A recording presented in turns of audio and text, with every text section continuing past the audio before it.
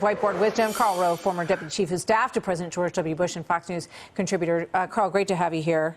Thanks for having me. When you start hearing about investments in people and reforming the tax code, it's pretty easy to sort of translate what that means, right? Massive spending and increasing taxes pretty dramatically across the board. Corporations, I think, would be up about 9%. Here's Janet Yellen explaining the policy as she sees it today. Investments in people, investments in infrastructure will help to create good jobs in the American economy, and changes to this tax structure will help to pay for those programs. So that's how they see it done. Karl?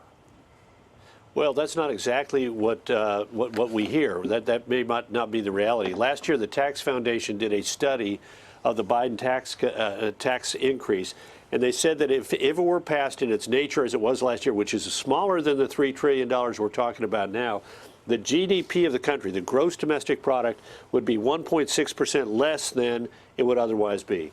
The capital stock, that's the pool of money that we have to invest in new plants and equipment and manufacturing processes, and jobs would be down about 3.75%. The wage rates, the money that we would get paid would be roughly 1.15% less than it would be otherwise. And jobs, there'd be 542,000 fewer jobs than we would be talking about otherwise if the Biden tax plan, as it was outlined last year in the campaign, was talked about. All those effects would be even worse if the tax plan is bigger, along the lines of the $3 trillion you're talking about. Now, just to the back of the envelope scratches, how does that compare to the tax increases we've had before?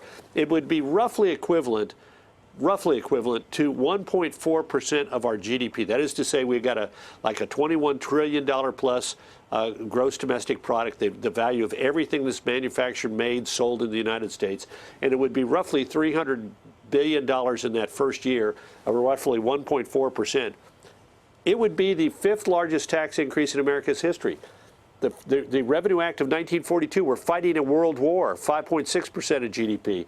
The Revenue Act of 1941, we're getting ready to fight a war and we're getting prepared, 2.2. The Revenue and Expenditure Act of 1968, height of the Vietnam War, LBJ passes a bill that represents 1.7% of the GDP. And the Revenue Act of 1951, we're involved in Korea and trying to rebuild Europe after World War II, 1.5. It would be the fifth largest tax increase in America's history if it were passed, measured by its share of the gross domestic product. Yeah.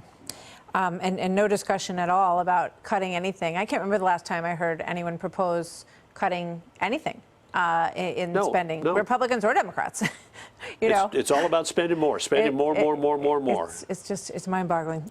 Karl, thank you very much. Great to have you here, You bet. as always.